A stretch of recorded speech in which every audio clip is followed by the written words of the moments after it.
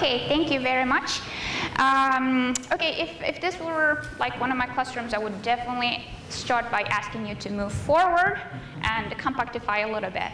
All right, so what I want to say is a little bit of an introduction to proofs. If you want, I have to say first of all that for me, IBL was love at first sight. I went to a session of the JMM, and there was a booth from the Legacy, and I just picked up a couple of brochures, and that was it. I was completely sold, and so all I did was just looking for the first opportunity to teach into inquiry-based learning style, and that was 2009. And why would it be such a love at first sight? Well, I think Carol Schumacher puts it very nicely. What IBL does is to transform students from consumers of mathematics into independent producers. And I think that's a very nice line. And that to me is the whole method. So to me, that would be just it. And those are my students working at the board, and that's actually, I don't know if you can see, but it's an aha moment. I would take pictures of the students working on the board and then post the work in progress on Blackboard or whatever tool we had at the time. And I'm talking from the perspective of someone who doesn't have tenure. I'm a lecturer, and I was at a place, Texas A&M, that doesn't have a formal IBL program in place. So is it risky? Is there anybody who's considering teaching IBL for the first time? Raise your hands. Don't be shy. Okay. Is it risky? Well, the way I answer is the way I answer my students, which is you miss 100% of the shots you don't take. So what I mean by that is that, sure, it's risky, it's a lot of work, but so the question is it worth it? And you might wonder whether students do actually achieve more academically. Well, my answer is, I don't know. I hope that they achieve at least as much as in traditional classes. And honestly, I don't care that much.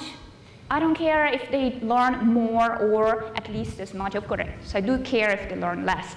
But that usually doesn't happen. So what I do is to kind of look around and see what other instructors are doing. Usually we have more sections of intro to proofs. So what I do is just to talk to the other instructors and look at their material, what their exams look like, and try to do pretty much the same thing. Not in terms of material, of course it's like an IBL class, but in terms of the difficulty of the questions. And so I think pretty much I achieve what other students achieve. So why do I keep doing it? Well, because I think IBL is a transformative experience for students. It really does something completely different. It changes their lives in a way that a traditional class does not. And this is my little, has nothing compared to Sandra Larson's results. So this is my mini survey. That's my first class IBL, and it's at UT Arlington. It was over the summer. So these are summer students, UT Arlington, and they come in with some neutral, positive attitude towards the class, and they end with positive or very positive attitude. So it was a great success for me. I had very positive feedback from that class, and it was very easy when I moved to Texas A&M to kind of convince them that that's the right thing to do. And so what I talk about, it's a transformative experience. The students respond to this kind of atmosphere by saying, well, we became all friends. We're trying to take classes together. It's completely different. I never felt safer taking risks in class as I have in an IBL class. They realize what's going on, and they say, this class made me more observant. This is the proudest comment I have. So I think that's really the key to curiosity, knowledge, appreciation for the world around you. It's not just being more observant in mathematics, I think. It's being more observant of how things are made and how things work. That's the foundation of critical thinking to me. And other things to say, well, they came out saying that they could not imagine a class taught in a different way. They could not imagine learning more from something non-IBL. And they're skeptical at the beginning, of course, but then they realize what's going on. And also another one at the end that says, I think this is why I remember this kind of style is what makes me remember so much. I remember every single day of this class. And that's because you're working on it. And has it always been easy and successful? well. Okay, you can answer this one for yourself. For example, I had a bigger class, like about 30 students, and I made the biggest mistake ever. I kind of knew that that was sort of making me going in trouble. I did not assign a participation grade for such a big class. And so students kind of, the dynamics wasn't really the same. So that created some problems. I had students saying, well, I don't like to be paying attention to be taught by my peers, and that was really frustrating, said you didn't understand a thing. So what do? I try to be myself. I've been to many conferences, 2 workshops. This is my second legacy conference, and I'm indebted to 90% of the participants probably for picking up tricks and talking to people, and but ultimately I need to be myself. I'm not going to be Mike Starbird, okay? But it doesn't have to be that way. I don't have to be Mike Starbird, and I mean, I admire him, by the way. But the thing is, I can pick up those tricks and then take them and mix them up with my personality. I can keep my accent and my voice, imagine, and still make a successful class. So be myself was an important part, realizing that I can make an impact as well. Of course, listening to students, which sometimes I might think, yeah, I know what I'm doing. You're the student, I'm teaching you. And then I worked hard on motivation and class culture. And to me, these are kind of 3 keywords: belonging, ownership, and purpose, that I found out, especially from the last evaluations I had. And it all happened because once I had to leave town, and so I thought, well, do I call a substitute for my intro to proofs? And I decided not to. So that was someone from a workshop suggesting that. And so I let the students, I gave roles to each student, and I let them get together and just run class as usual. And then they wrapped it up and kind of reported the next time. And it went very well. The students were very happy about this. So kind of purpose, making sure that students know they're an important part of the class. And ownership and belonging. This is particularly kind of evident from a project that we had. So intro to proofs, at the beginning, I had students just coming up with, we had worksheets, and then the students get at the board and prove the theorems. But then I wanted to have a record of what was going on. So I started taking pictures of the board and put it on a blackboard. So that's why you saw the picture at the beginning. And from there, I started thinking, well, we need more than that. That's just work in progress. So all of the proofs that got the triple seal of approval, which is approved clear, correct, and complete, those were typed up.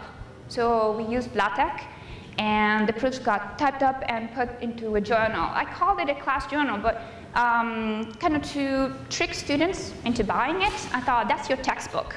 Because usually if you don't have a textbook, students are complaining that you don't have a textbook. And if you do, they complain it's bad. Anyway, so the idea is it was their textbook. They were writing a textbook, and I did not really realize what was going on. But they were extremely happy. And this is what I got out of it. They thought it was a meaningful thing to do.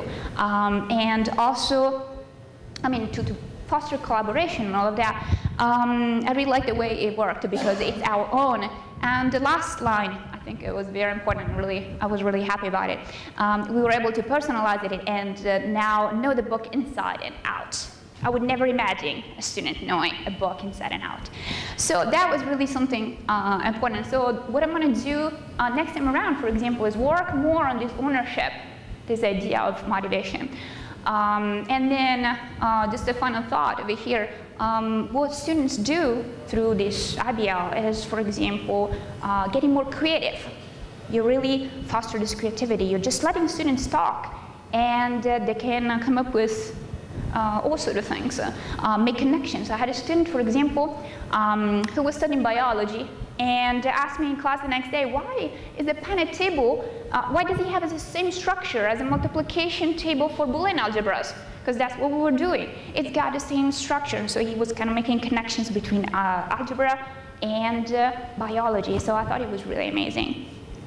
And this is another comment that I got. Through the projects and assignments, we discovered what it truly means to be studying mathematics, which I think is this. This is from the last presentation that they did. That's my class. And as I said, we take pictures of the class. And that was the cover of the journal. So they took the picture from the cover and they added, "We are mathematicians." And so that was their conclusion to the project. What is a mathematician? What does a professional mathematician do? And so that's how they answered. And that's it. If you have any questions, you want to know more, feel free to contact me. I'll be very happy to talk to you if you have any details that you're interested in. Thank you.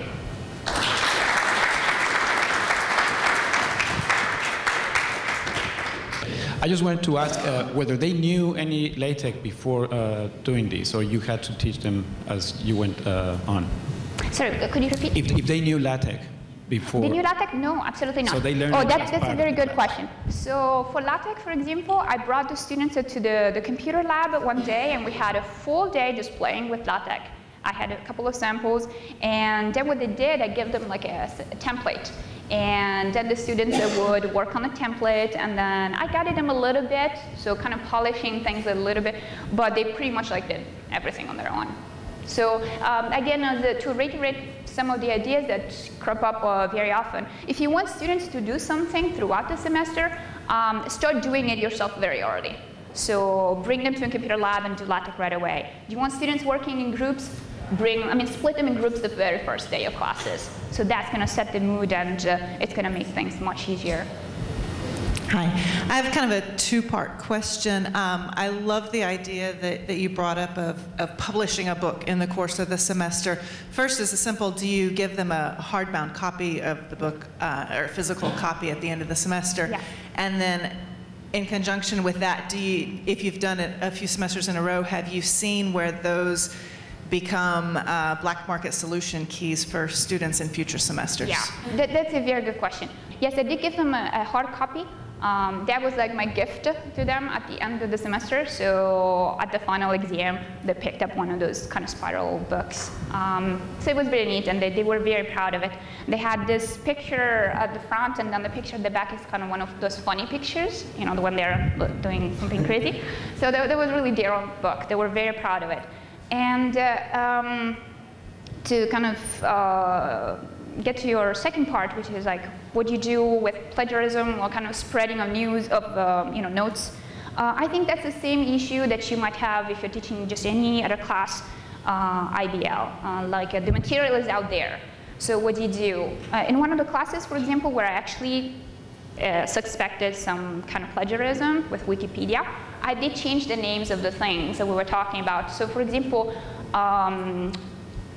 groups, I call them neons. And the only thing is that you have to say that with a straight face.